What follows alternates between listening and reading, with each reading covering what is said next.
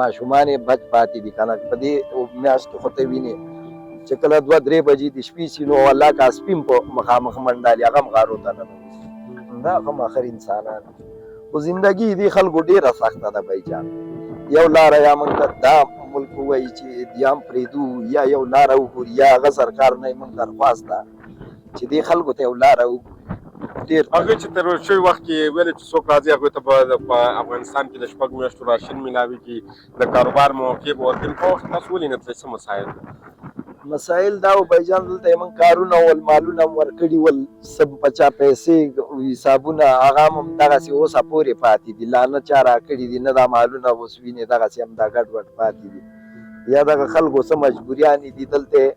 رشتې دي څه بعضې ځي بعضې نه ځي اوس داسې یو دم ژوند خو نشي کېږي ما خپله اوس پیدایش دا ځای ده زه وړوکی دلته غټ شوی یم که زه تا ته اوس اردو شروع کړم ته به وایې بلکل دا افغانۍ نه ده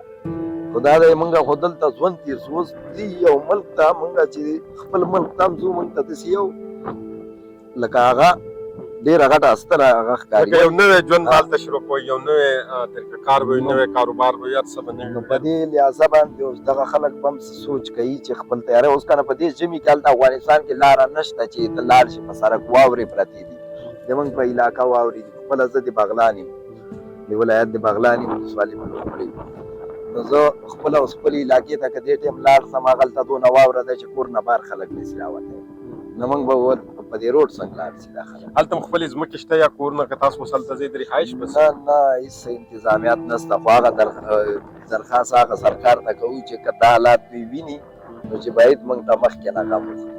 او د پاکستان نه هم څه شکایت دی چې تاسو دومره په 1900 کې څوک راغلی دي 1981 کې څوک راغلی څوک په 2020 کې هم کسان راغلي ځکه چې هغوی په افغانستان کې هغوی ته ډېر مسایل وو څوک دا چې هغوی هنرمندان وو څوک دا چې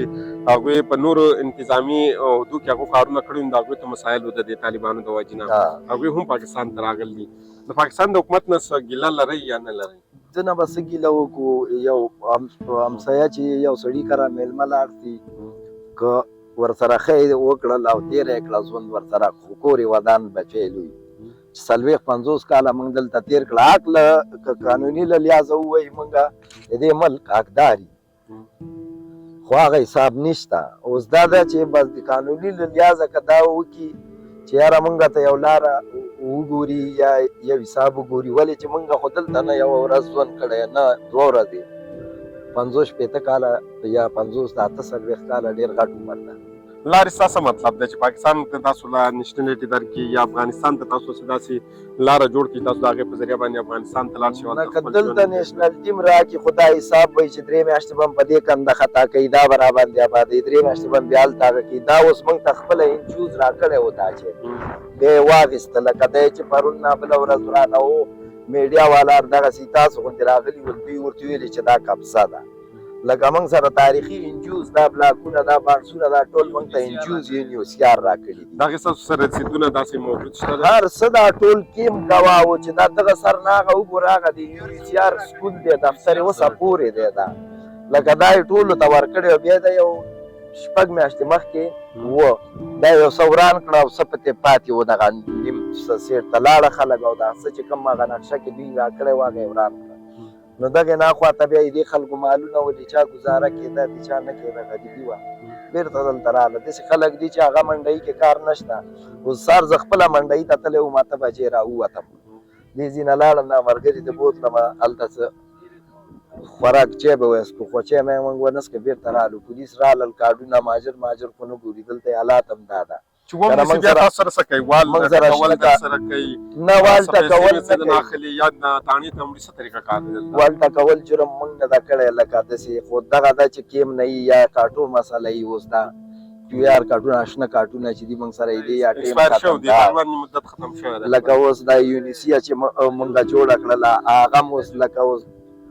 بعضې هغه خلکو سره مې هغې کې بیا ویسي هلته کارت چک کړي چې کوم جرم نه لري کوم کیس نه لري واپس یې کیمپ نه راخوشي کړي بعضې خو لکه بیا هم هغه حساب ده چې نو اوس ډار نه څوک کار کوي هسې نه دغه نه هغه مر خوړلی وی د پټ ډارېږي پاکستان حکومت د طرف نه ستاسو نه یو ګیله کېږي او ګیله دا کېږي چې څومره په پاکستان کې که د